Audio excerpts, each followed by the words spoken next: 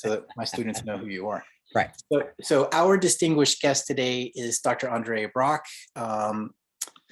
who is Associate Professor of Black Digital Studies in the Department of Literature, Media, and Communication at Georgia Institute of Technology, who has graciously agreed to meet with us and discuss his recent book, Distributed Blackness, which is available for free at a link that I will include with this post. So check that out, please. Dr. Brock, thank you so much. I can't thank you enough for this opportunity and being so available. So one of the themes in our philosophy of the human person class is the ways in which norms and normativity act to limit our possibilities, but also inform who we are, right? The structures that make us who we are. And in Distributed Blackness, particularly in the later chapters, I was really intrigued because you discuss this sort of dichotomous relationship between online cultures and online group identity, but also like how it can be kind of a blessing and a curse. You have Ratchet Tree, but you also have respectability. Mm-hmm. Could you talk a little bit more about that relationship for me? I can try. So for me, let me define terms and then see if I can move from there. So Ratchet Tree is briefly the expression of agency in spite of the constraints of sociality, right? For the Black community, in many ways, it's tied to the excesses committed by young women who are intent on displaying their sexuality and sensuality, as opposed to hiding and silencing it in order to avoid both misogyny within their community and rape culture outside their community. And so a culture of dissemblance, as Darlene Clark Hine calls it.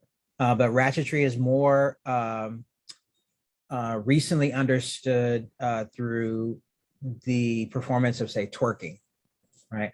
The idea that the female body can move in certain ways without being interpreted as sexual and sensual, simply because of the joy of and pleasure of movement, right? And so in online spaces, that Ratchet Tree gets done, through TikTok videos, but also through ways of responding and enacting self in inappropriate ways using the mediums that we have at hand.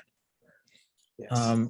Respectability is the force that attempts to constrain that, right? And for Black communities, respectability was deeply tied to their desire to participate in American society, particularly political, but also civil, right? And in many ways, in the book, I talk about it as a way to enforce a type of hygiene, right? A sexual hygiene, but also an informational hygiene as well. To kind of marry the two together, one of the demands of respectability culture is that young Black men pull their pants up and not sag. And one of the ratchet responses to it,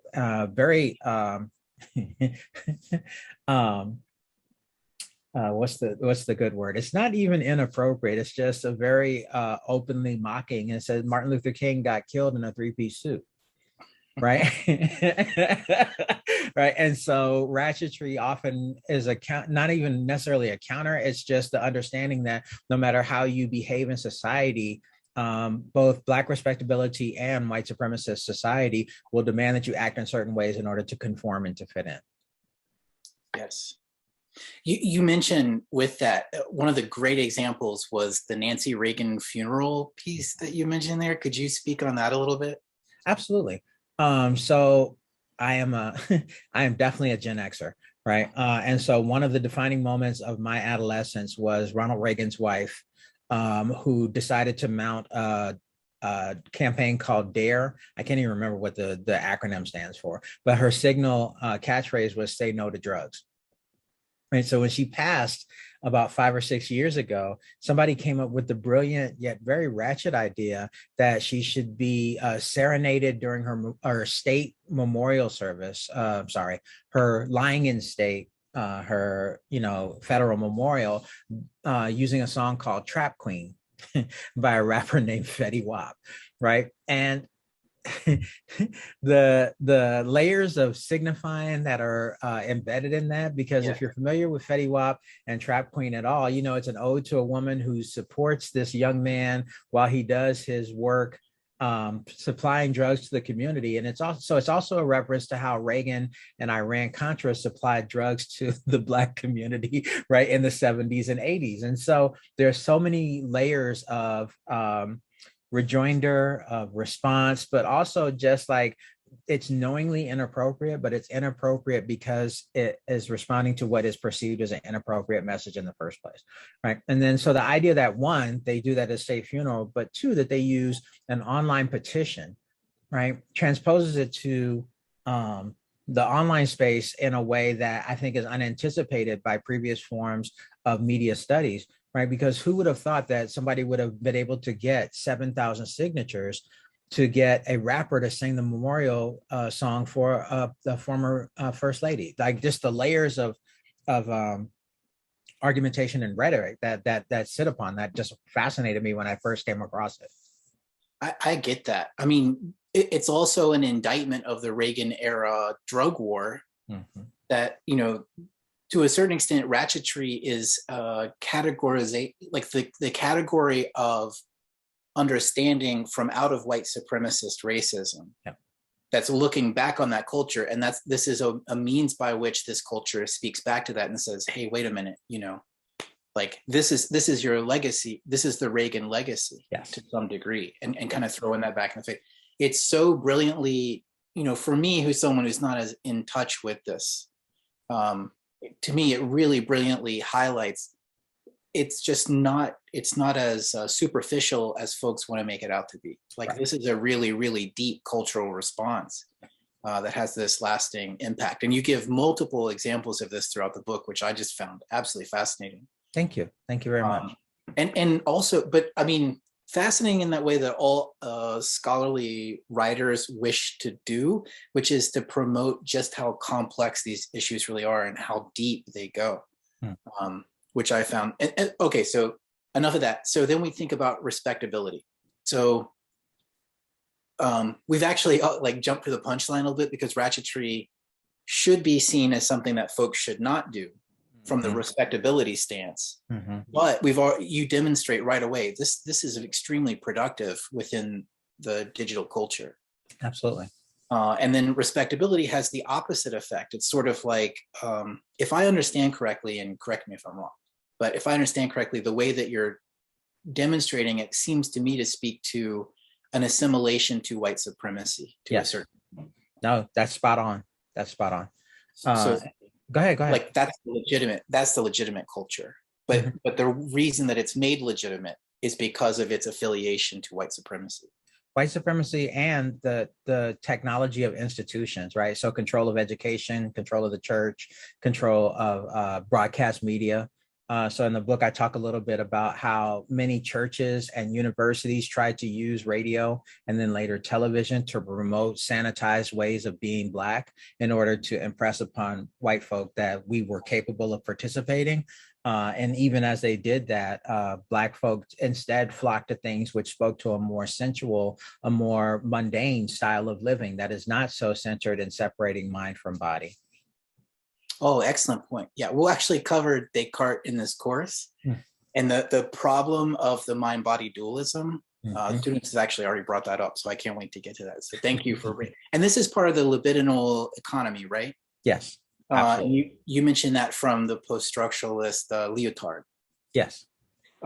Did you was French post-structuralism central beyond Lyotard, or was it exclusively that category that you reached? It's largely the literary, so Lyotard and Barth, but also Frank Wilderson's anti-Blackness and Afro-pessimism, which is really where I started and came across libidinal economy. And Wilderson describes it really well, anti-Blackness and libidinal economy as the desires, the tensions, the pleasures, the intensities, all of these things that make up the groundwork before we even start to make a quote unquote rational decision, right? And that really struck me because in many ways, it describes how we approach technologies, right? And so one of the things I try to talk about in the chapter on Black Twitter is that for many people, smartphones are still seen as an inappropriate technology, right? In part because they're not necessarily seen as productive, even though they have brought work into our home places. The fact that they house social media apps also makes them seem unproductive, but yet they're part of our infrastructure for how we conduct our lives. Like old people can't live without their Facebook, young people can't live without their TikTok, and those apps are primarily accessed through the phone. Right. And so what are the libidinal qualities of technology is something that kind of consumed me as I started to dig through what libidinal economy could mean. And it became really interesting. Going back to Wilderson for a second, Wilderson argues that one of the primary qualities of Western culture is anti-Blackness. Right. And it's one of the foundational arguments about Afro-pessimism. And the idea that anti-Blackness says that Black people cannot in any way be understood or even commensurable with white Western modernity, right? They are always objects. They are always the nadir, the lowest rung of existence, and they're always the boundary against which personhood is measured, right? So if you want to talk about mind and body, in many ways, Black people are only considered body, and that body is strictly to be used for the betterment of white society, right? It's one of the foundations of the Three-Fifths Compromise. And the Constitution, right? And so for me, I started thinking, well, what does that say about Blackness and its own engagements with technology, right? How does an object use a technology? That means there's something, I mean, and so I'm not arguing against Wilderson. I get in trouble for that online all the time because he has an army of devotees. But at the same time, I find it unproductive to focus only on how we are not part of Western society. And instead, I try to focus on how we manage to carve out our own spaces, yes, in spite of the forces levied against us, in spite of the structures and the psychic and institutional structures levied against us. Minority communities still find ways to repair themselves, to center themselves. And so I'd take a Afro-optimistic approach. So detour. But to come back to libidinal economy, the key question is, somebody on my timeline really said this really well. Why should all my leisure time, and leisure is a concept I don't know if you guys are going to discuss later on, but I think it's important. But why should everything I do be reduced to an exchange for money? Yes. Right. And libidinal economy is key in asking that question, because in many ways, because we're locked into this both modernist and capitalist mode of being, where we're only supposed to think of things, well, how does it make money? So the concept of the side hustle has become really integral to understanding millennial and Gen Z engagements with the economy, right? But what about beyond that? How does rest count, right? How do unrequited hugs between friends count, right? How do your relationship with your dog or cat, how does that count? Like, are all these things subject to commodification, right? And then even after that, is your work meant to sustain your psychic life, right? And so libidinal economy helps me to at least look towards those questions, if not answer them, in a way that I find to be really productive. There is so much to unpack here. I have to say this to start with. So my journey in philosophy, my dissertation was on the possibility of philosophy as a means of liberation. Like, does philosophy make that possible? My answer in that book, like the final chapter, is very depressing, because it basically says, no, it's not possible. And the reason for that, my pessimistic outlook, is because, in terms of a logical approach, there is always this tension with naming your oppressor. So that's a propagation of oppression. You have to name the body that oppresses you in order to overcome it. Now you're the oppressor. There's like this potential there. But so I remember setting at my dissertation defense, and my advisors were there, and I land on this final point, and one of them looks at me and says, Justin, do you really think there's no way to escape like this, this network of oppression? And I'm like, not in words, not in philosophy. And they're like, okay, well, what about art? What about, all these other avenues? And that's what your book, reading through your book and listening to you in your, the interviews that are available online. One of the things that really challenged me was that, I see technology. I'm trained in Heidegger, that bastard Heidegger. So when I see technology, I think about those limitations that are set upon us. And I think he had a lot of Spot force. on. He was spot on. Yeah. But what you describe are ways of liberation, like exactly in the way that Ratchet Tree can be more than just what the respectable critiques. It can actually say something more and divulge these layers to experience that are hidden from the superficial. Mm-hmm. And I think that the libidinal economy that you use does that too. Like you just like hugging a friend. These are wordless interactions that can occur that are liberational. And how do we, I love the challenge that you make of using these very deeply commodified spaces, but using those to escape commodification. And I think you show that. And what amazes me is how this is happening almost, okay, I have to ask you this question. Is this happening exclusively or mostly in marginalized communities? No, the whole process of adolescence, as we redefined it over the last 60 or so, sorry, I keep thinking it's 1990, the last 100 or so years. I'm with you. Over the last 100 or so years has involved people who are young and freed from child labor, now figuring out who and what they can be in this modern society. So from movies like James Dean, right, to The Breakfast Club, to one of my favorites, now that I said it, I can't remember, Robert Downey Jr. In Los Angeles, I can't remember, Less Than Zero.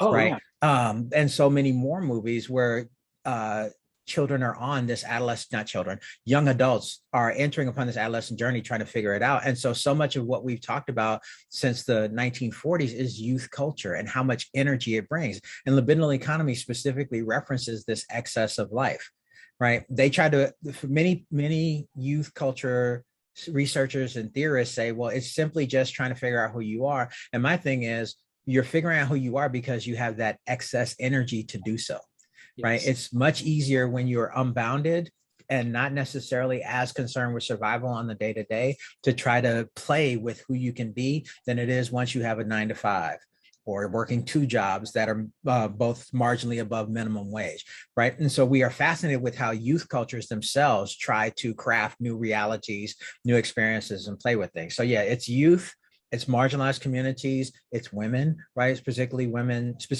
since they have been liberated from the shackles of eternal pregnancy and not being able to enjoy the fruits of their own labor. So it's a whole bunch of communities. I still like to go with marginalized or minoritized, if only because I recognize their places in the capitalist white supremacist order. But yeah, it's much wider than simply just minority communities based on skin tone or ethnicity.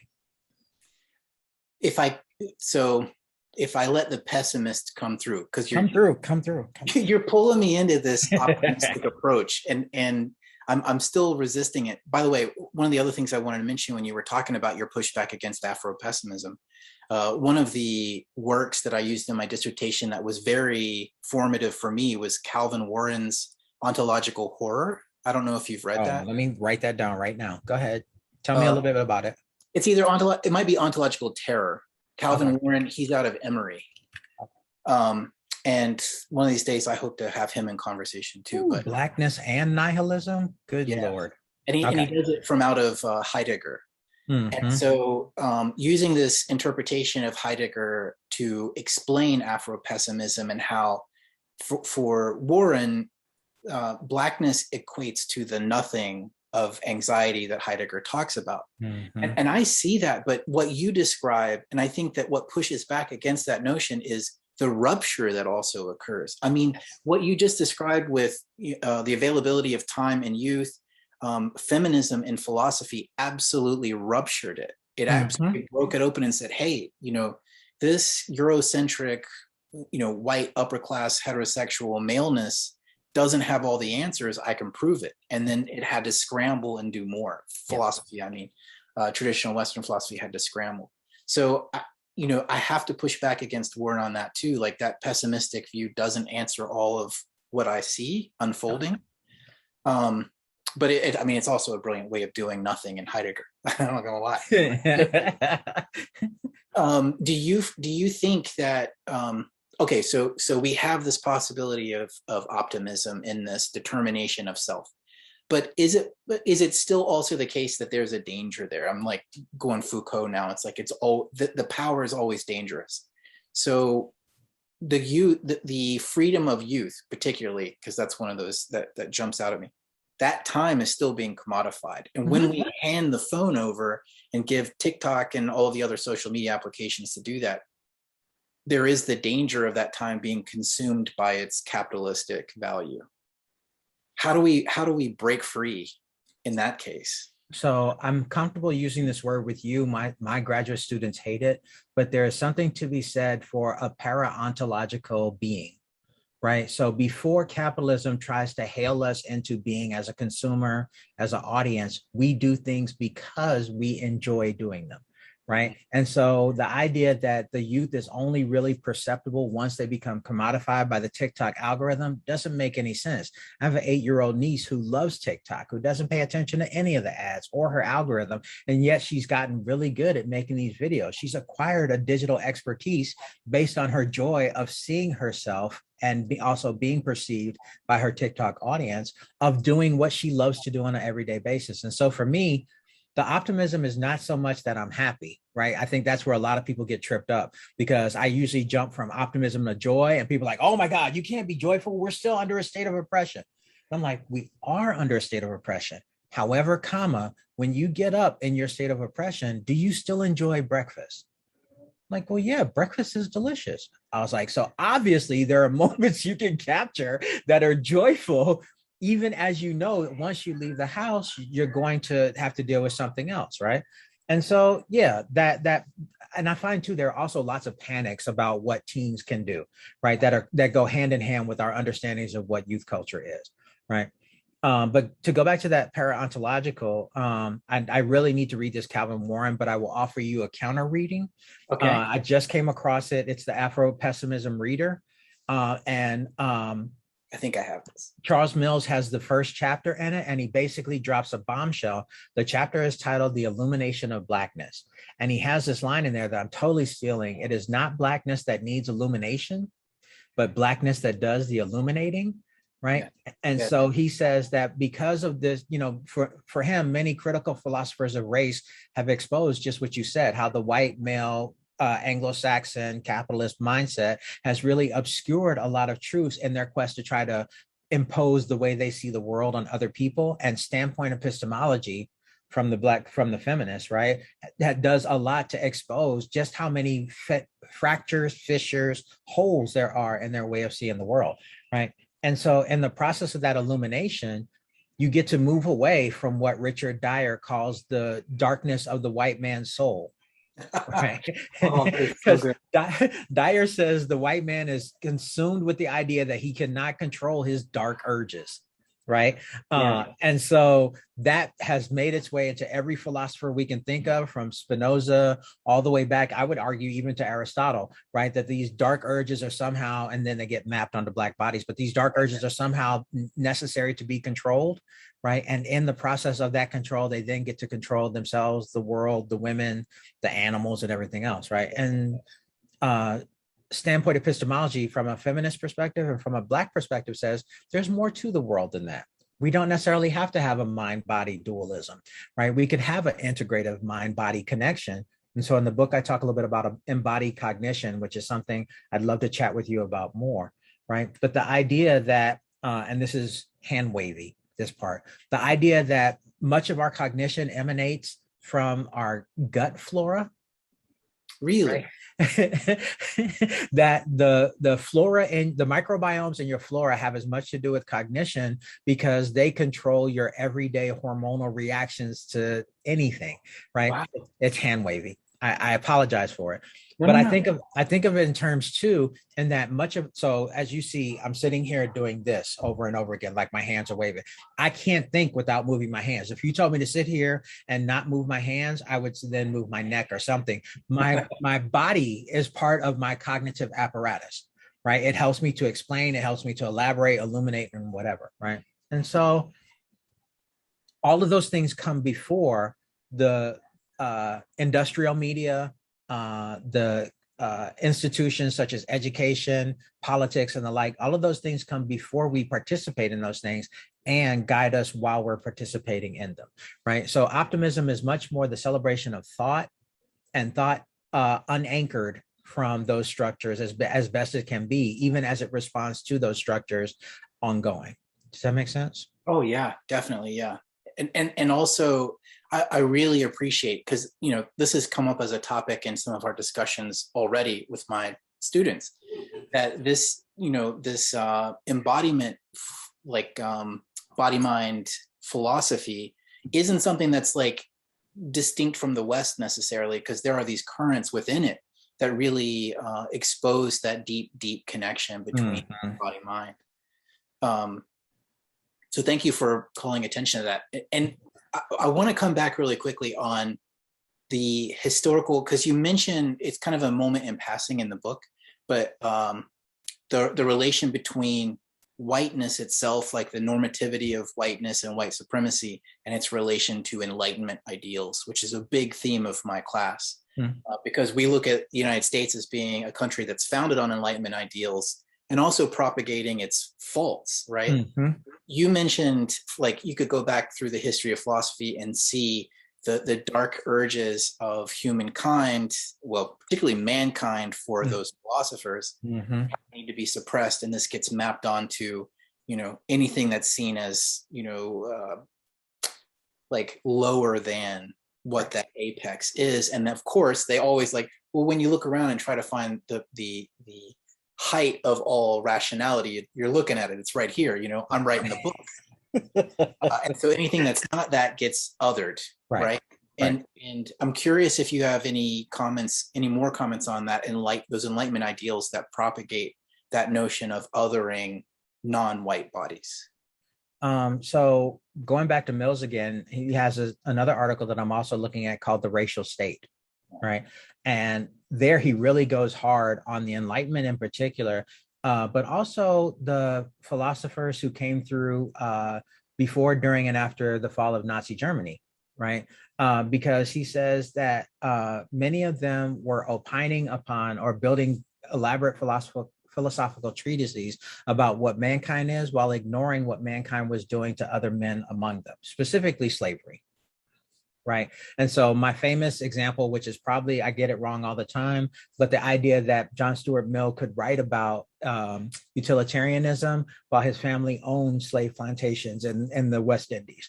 Right. Right. And so their engagement in those particular enterprises while attempting to write about the universal state of mankind, to Mills reads as a terrible oversight. Yes. Right. Not that necessarily non-white philosophers have it that much better, right? In many cases, because modernity is such a consuming condition. And so I tend to like name check modernity quite a bit, but I find it fascinating because to me, one of the qualities of modernity is the abstraction of the natural into what Heidegger would call, right, the standing reserve available for later use. Yes. Right. And so you abstract human bodies to become citizens, right? You abstract young learners to become students, right? And then you say these students are not entitled to public health protections because their learning is more important than their bodies, right? To talk about what's going on with many red states and their mask mandates, right? Yeah. And so that idea, tying the Enlightenment to then its progression into industrial modernity, because I know people argue for modernity much earlier, as far back as the 1600s. I mean, not 1400s, right? But for me, that Enlightenment period in particular was encapsulated by Thomas Jefferson, right? Where all men are created equal, except for Sally.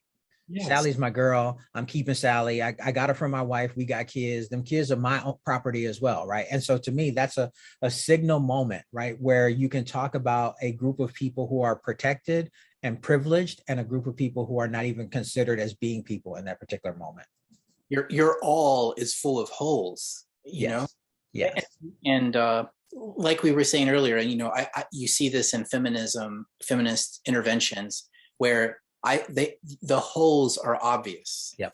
Then you can take that back and say, remember how this was supposed to cover everything? Because part of what philosophy is trying to do is to explain or systematize our way of understanding the whole.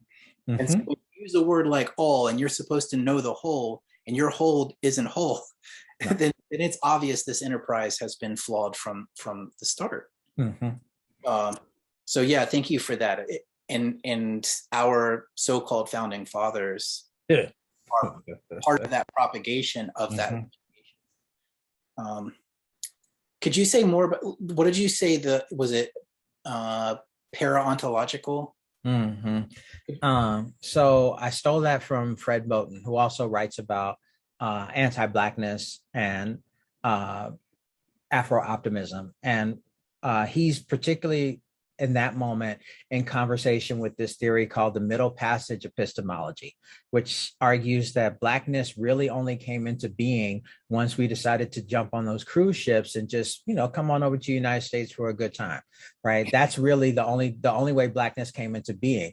And there are many people who would argue with them because they would say that before the slave ships, Africans had tribes and political units and kinship structures that were not Black, but instead tied to their geographical kinship and political areas. But Moten is pretty insistent, and I agree with him, that Blackness is more than simply the land that you're tied to, the space that you come from, the people that you're related to. It's a way of perceiving the world. And so for him, that's before the ontology of the middle passage epistemology, before the being that is called, right? And so it's a mouthful of a word, right? But I find that I can't really reduce it to anything else, because how else do you talk about how you existed before we were understood to exist? Right? That's a much longer phrase that doesn't make a lot of sense, right? And so paraontological holds a lot of weight for me.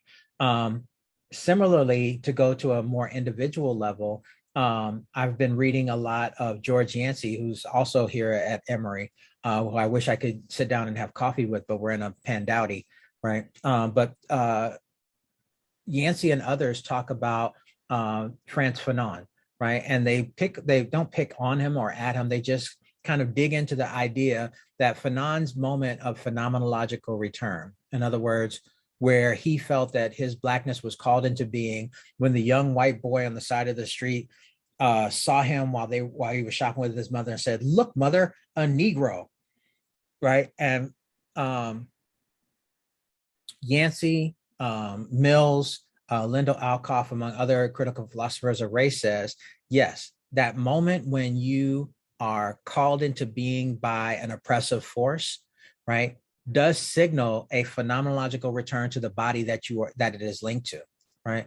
But who you are as a person is not subject to that record because you continue existing after that moment, right? And so for me, the paraontological makes sense in terms of your individual identity, because before the police pull you over, before you say, ooh, 5-0, right, and get pulled over for a light, who are you and what are you? You're a father, you're a son, you're a sibling, you're a gamer, right? You're a texter, probably, which is why you got pulled over, right? But when you get pulled over, you are hailed. You are apprehended in that moment. And depending on how it goes, if you survive the encounter, you maybe continue to be hailed in police records, in court records, right? By a probation officer. But above and beyond all those things, one, the things you were before that, that ontological moment, right, still happen, still exist. And you're still hopefully allowed to continue existing in those moments past that hail, right? So I think for me, one of Mill's most powerful critiques is, yes, we are hailed by oppressive structures, but racism does not overdetermine who I am as a Black person, right? I existed before, I will continue to exist after. That's like too much power, right? We're just It's giving too much power, right? And wow. the idea that death is the final arbiter of your identity, Moten and Mills push back on that. Like, because one of the things that Moten says that really struck me, he uses this term called funereal, right, which is tied to funeral, right? But it's a mood about a funeral, right? And he says funerals are not for the dead. The dead don't care. Funerals are for the living, right? That's that moment for my community. We have what they call the repast, where everybody gathers, eats food, drink, the Irish wake, right? Pretty much every society, every culture has a moment where they celebrate the life that has gone before. They commemorate them. They drink to their happiness. They eat to their memories of pleasure with that person. Now, sometimes they'll fight, but that's also part of living, right? And so Moten chooses to focus on that, the idea that death is simply a transition moment where the body may no longer exist, but the memories of that body, the meaning making substrate of that person continues to live on in the memories of people afterward, right? And so I guess we could call that a post-ontological if you want to limit life to strictly the time when you exist on this earth, right? But I think it's really fruitful for thinking of the fact that death is simply another part of life, and it should be understood that you exist past that point as well, right? So the embodiment is a bracket, right? It's your mind, it's your body from which develops your mind and your sociality, but you were thought of by your parents, hopefully, at least once you were conceived, right? And you'll be remembered by your children and all the people afterwards, right? So why limit ourselves to strictly the power that a racist institution may have over ending that life, right? Wow.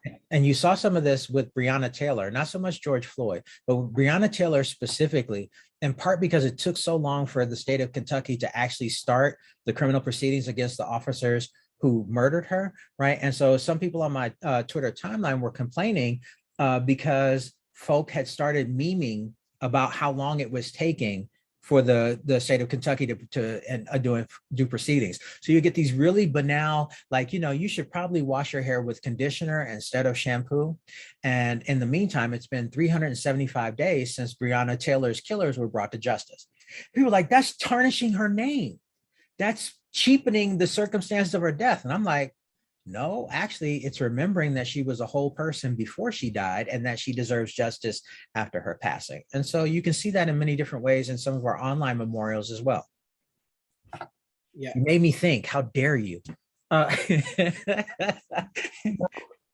mean, so much to unpack here. One of the things that jumps out at me as a Heidegger scholar is the notion of death. So, and you absolutely just like pointed a finger at Heidegger and said, the death is not the final point of life or the person. I mean, structurally speaking, for Heidegger, it's like we have to cut it off. We don't know what this thing is until it's been completed, right? But like you just said, from a phenomenological perspective, that's not really the end of anything. Not if we look at the person. Right. So that's a great pushback. The other thing that I would say is, I'm thinking back to the beginning of this conversation with Ratchet Tree and respectability. When even within the communities of the culture to which you identify, start to tell you how to experience that identity. That too is sort of like this movement where the self gets, taken up by something else or attended to by something external. Could you speak to that a little bit? Like, what is the power there? What's that dynamic? I mean, the only way I can think of it, because you said it really well, I don't know if I can improve on what you said, but there was a commercial that came out 3 or 4 years ago. It aired on all the major stations. It was a moment of response to police brutality, and it was simply called The Talk, right? And it was Black mothers and Black fathers talking to their young children about how you're supposed to respond if the police pull you up. Right. And so it is, I think, part of being part of any social group or navigating any institution requires your recognition of the boundaries of that institution so that you know how to act appropriately in that space. Right. The idea that police are here to serve and protect, which I recently found out was made up by the Los Angeles Police Department as a PR stunt. It's not actually their mission, it's just PR, right? The idea that police should serve and protect has gotten such a libidinal hold on the way in which we understand policing to act. And what Black parents continually have to do is remind their children that that is not what the police are here for. However, when they have you under their control, you must constrain yourself to act in ways that they do not feel threatened or fragile or frightened, because they are authorized to react with deadly force and end your life. Yes. Right. And that's a really brutal example, right? We could talk about girlhood, right? And how young women are continually chastised if they do things that are considered to be sexual. They call them fast, right? Or I'll stick with fast, right? And so prevents little girls from experiencing the fullness of their sensuality because of the ways that men cannot control their urges to project a narrative of sexuality upon them. Right. And so one of the big controversies about 7 or 8 years ago was the R&B artist Erykah Badu, who said, you know, I think young women should absolutely have to follow a dress code when they go to school because these boys will take advantage of you. You're like, well, why aren't we controlling the boys? Mm-hmm. Right. And so that's the thing, too, about what you bring to me. In every situation where we're asked to constrain and control ourselves, there's always a privileged group that does not have to observe those niceties and is allowed to act in certain ways that abridge the rights of others within them. And that's the part I think I try to focus on in my work to, you know, more or less success. But it's something interesting to keep in mind at every moment. Yeah. And balances with the issue. It's almost like a metaphysics of oppression is kind of emerging here, because we think about why was it so important for the Western philosophical tradition to identify these dark urges and then map it on someone else? Because they needed, just by like the same way that you just described, like we needed a circumvention of bad male behavior. So let's tell women to stop dressing a certain way. Let's control the people we can control, right? There are two ways to look at it. I mean, there are at least two, right? But on the one hand, you could say it's just what we see in that behavior is a carryover from the Western philosophical tradition or the Western traditions in general and white supremacy. Mm-hmm. Or is it a metaphysical issue of being human, where humanity has this tendency towards this, you know, oppressive circumvention? It's probably white supremacy.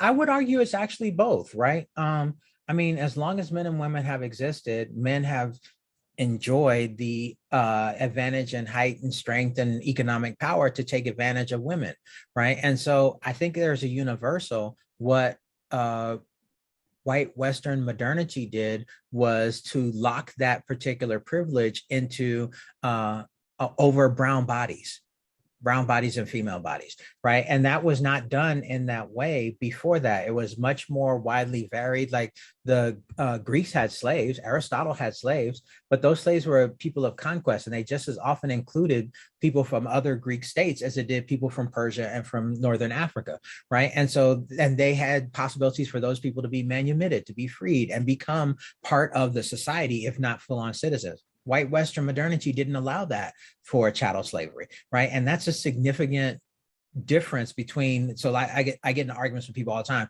Well, Africans sold other Africans into slavery, but their mode of slavery was different. Right? And you can't ignore that difference when you're talking about it. And so, yeah, I definitely understand your argument for white supremacy. But one of the things I try to talk about as well is that there are certain forms of sociality which predate white supremacy.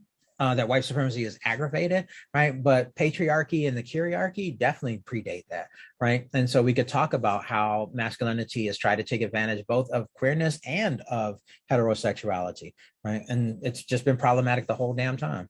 Yes, that's right.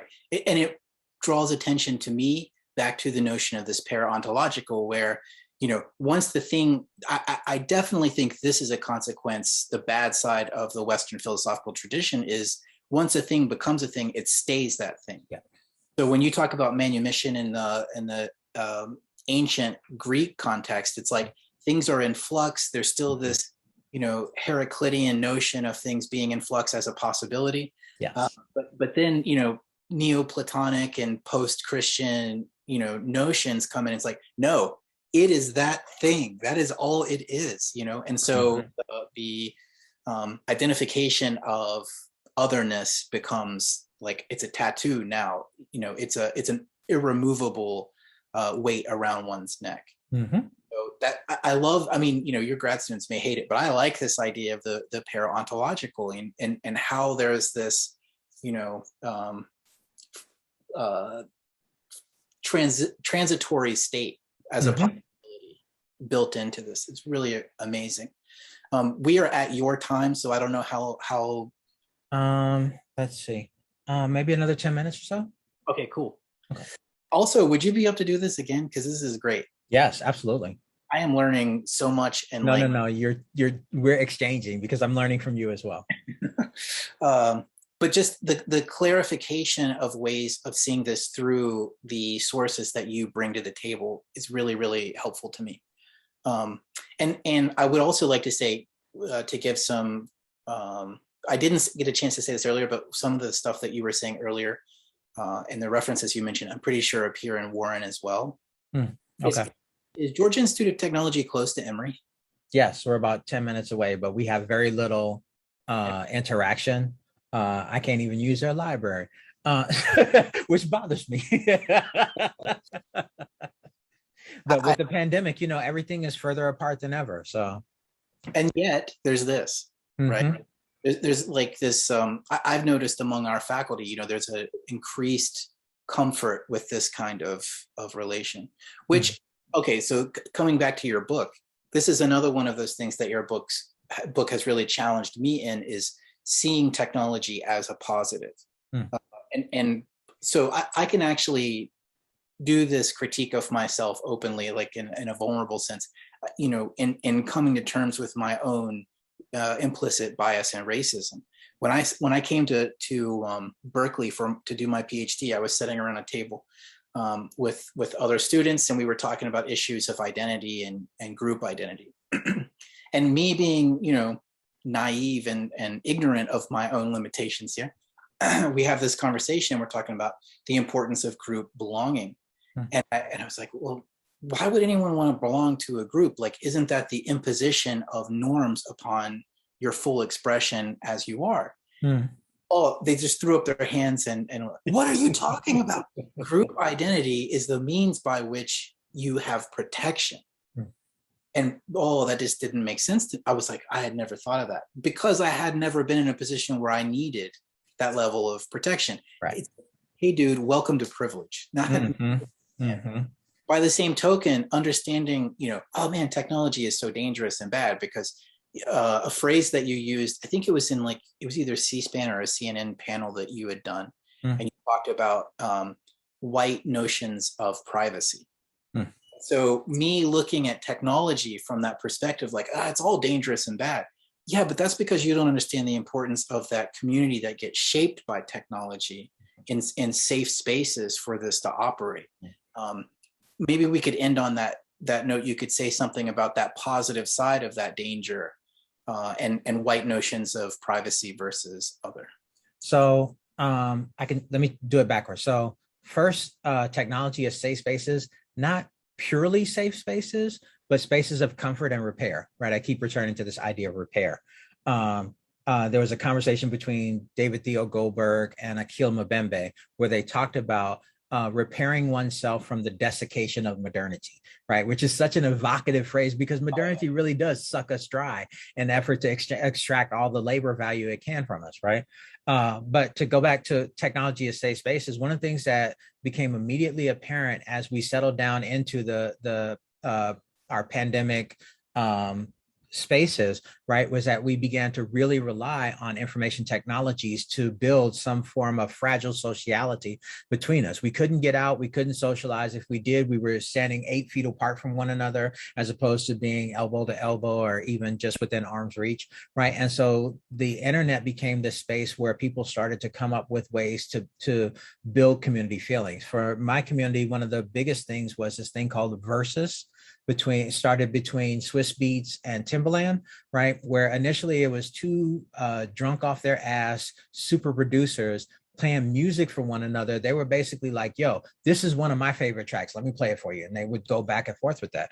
And what it eventually became, they commodified it, unfortunately, right? And it became this nostalgic moment where they would bring artists that the Black community loved, but hadn't necessarily heard from in a while. So Erykah Badu and Jill Scott, or Earth, Wind, and Fire and the Isley Brothers. And people really linked in with this nostalgia. So there's an author I have on my shelf that talks about Afro nostalgia, right? Not necessarily longing for a simpler time, right? But looking for things which nourish you in this moment of iniquity and inequity, right? And so the Versus, which is now an Instagram live moment, it's also an Apple Music moment, it's also a YouTube moment, right? And so now it's become a thing. It's much more commercialized, it's not as much fun, but it's still a space where people gather on their second screen to talk about what's happening on their first screen, right? Yes.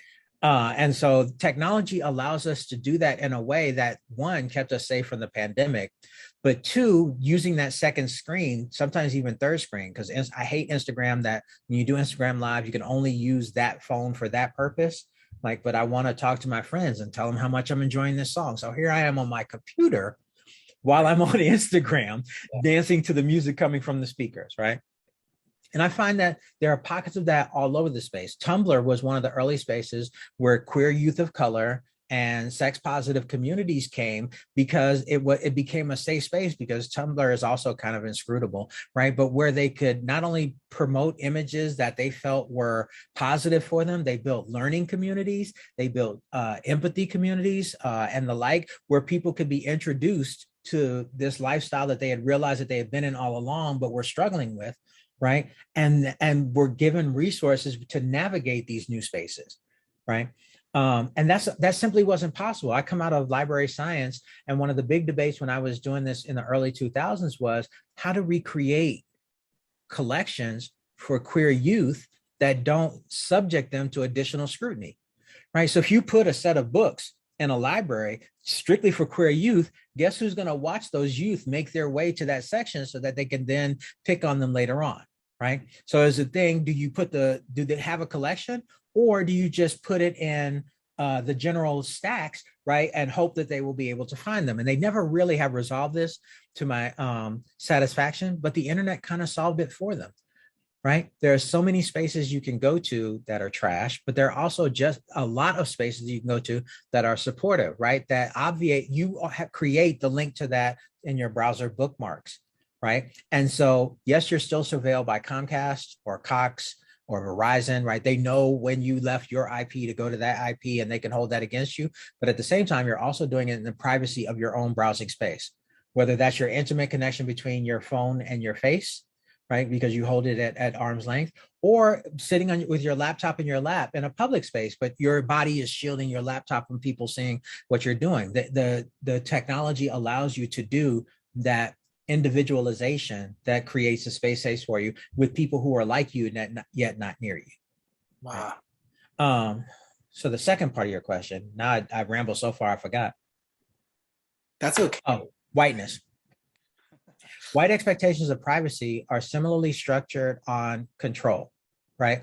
But also on the sanctity of certain spaces that they then controlled, right? And a lot of that is tied to analog notions of what privacy could be. So your home is your castle, right? The Castle Doctrine, right? And even as they did that, they started, particularly in the Americas, started creating structures where those who were not white did not have those same rights and privileges invested in them, right? So the idea of the state ID is something that was built from travel passes that plantation owners, slave owners would issue to their slaves so that they could safely travel, or not safely, legally travel from one labor space to another. Because they were not allowed to leave those spaces, right? And if you think about it, even on those spaces, not only were they surveilled in their domestic life, but also in their labor life and also in their personal life, right? They had to go out into the woods or into the swamps to have religious services, right? They had to hide their literacy practices. And so even as white folk have said, we deserve a certain amount of privacy from the surveillance state, or from what we do in our home is allowed for us to do because it's our castle, they have not extended those same privileges to brown bodies. And so there's a really interesting conference I went to in 2014 called Theorizing the Web. And Kate Crawford, who's a researcher at Microsoft, talked about this new trend that she had discovered or paid attention to called normcore. And what normcore was she had observed in a couple of other marketing firms is that the 20-year-olds of that time, can we call them millennials? I guess they were millennials then, right? Were dressing in New York City like tourists from outside of New York City. So instead of adopting the fashions of the city, which could be kind of urban or kind of goth or whatever, flamboyant, right? They would dress in their Tommy Bahama plaid shirts and cargo shorts and bulky shoes to escape the surveillance of the authorities. Wow. And I'm sitting there listening to this and I'm like, could I do that? Is there any way this body is going to be read as a tourist even if I dress up as a dad, right, which was how I was thinking at the time, right? If I'm wearing dad clothes, right, will I still be seen as a tourist in the space? And of course, the answer is no, right? I will be read. My nonverbals will be read. My bearing will be read. Even the fact whether or not I feel as if I can speak back to a police officer will be read in that moment as not being disguised, right? And so, you know, that's one of the things that's been fascinating to me about these recent takes about disinformation and misinformation, and how all of a sudden it's so bad because it's being promoted online and spread via algorithm. I'm like, the Black community, the Jewish community, queer folk have been subjected to disinformation campaigns from the day two. One, oh my God, there's queer people. Let me tell you how terrible those queer people are, right? Oh my God, they're Black people. Look at those brutish, dark-colored Irishmen, right? Like, if whiteness can find a way to other somebody in the effort to try to control it, it will, right? And that's a surveillance moment. Yes. Right. Oh, sorry, you inspired me. I started going off. I wasn't even paying attention to my own deadline, but hopefully that makes sense. Oh yeah, most definitely it does. Yes. Okay, so let's wrap up on a yes or no question. Okay. Does this mean we should be more proactive in preserving those possibilities in a legislative way? Like, should we spend more time thinking about, like, for example, you mentioned the way that ISPs can see where we've jumped around to. Mm-hmm. And as the word gets out that there are these possibilities for being other in online spaces and the potential for that to be subsumed under capitalist white supremacy, is now the time to make decisions that stop that, like, make it impossible for ISPs to keep logs of your activities online, for example? Is it now? Yes, it's actually, we're well past the time, but we should keep fussing, right? I was just reading about a service that the government uses called Raven, which takes social media data, financial data, geographic data, cell phone data, your snail mail, any trace it can get from you, and they deliver it directly to ICE. Whoa. Right. Whoa. And so when I hear people like, oh, they put a chip in the vaccine and that's why I'm not getting the shot, I'm like, you carry the chip with you in your hand, right? So the key, I think, and this is more going back to a critique where a political economy, is to keep those companies, which in some ways require those logs to maintain service continuity, is to not let them sell it. They should not be allowed to commodify or statify, I guess is the right word, or to sell it to state actors, which would use it for ill, right? So that those people can then either sell something to us or corral us and coerce us into doing things, right? So ICE was using social media to find people who didn't have warrants. They would find a person who had a warrant and then trawl their social media to see who all they were related to, and then go after the people they were related to because they assumed that those people were also undocumented. Oh my God. Total violation. It's a total violation, but there's no law that really understands how deep it goes because our laws are still tied into the idea of the wiretap, right? And not necessarily of the aggregation of data that happens with algorithms and big data, right? That allow them to make fine-grained distinctions about who and what we are, right? So the idea that we should not be sold, which goes back to, should we be chattel slaves again, right? We should not be sold to commercial interests or state interests for those particular purposes. And so as easy as it is to bag on Apple for the things that they're doing recently, I find that what they're doing must be scaring people. And so what I'm talking about is Apple's most recent software update, which is coming to phones and computers soon, right? Tells you that this app wants to track you. Do you want them to? Right. And then every time I see it, I'm like, nope, sure don't. Right. And so what I've been seeing is that Twitter and Instagram and DoorDash and Instacart are all fighting against it. They're like, well, if you don't let us track you, then we'll have to raise prices. Surprise, you raise prices anyway. Right. So obviously that has nothing to do with nothing. Right. I mean, another way you could say that is, surprise, my data is worth something you're not paying me. You're not paying me for. But do you want to enter into that mode of exchange? Well, that's true too. No. Right. There are some things that you should be like, I want to have sovereignty over that particular part of me, not for sale. Right. Exactly. Because once you enter into an exchange, that would like, oh, how much? How much would it take for me to buy your thing? How about right. Free Gmail for the rest of your life? You've said stuff like that. And it keeps popping in my mind because one of my areas of primary interest is nothingness. Like, what do we do with the non-being of things when it's indeterminate? Let's put it that way. And you keep talking about these themes of indeterminacy and the power, and I agree 100%, the power that resides in that indeterminacy, before being determined by some outside factor. And so just like what you said, if we start to have this commodification discussion of how much is your data worth, then we've nailed down the value of the data that you provide. Right. And now that human interaction has a value, which we've overstepped, right? So that's just so brilliant. I mean, that's amazing. And we'll end on that because I know we're over your time. But the one thing I will say is there's a text that I use for all of my classes, George Lakoff, Metaphors We Live By, right? And how we let metaphors overdetermine the ways in which we participate things, like dating as a war, right? Or as a game, right?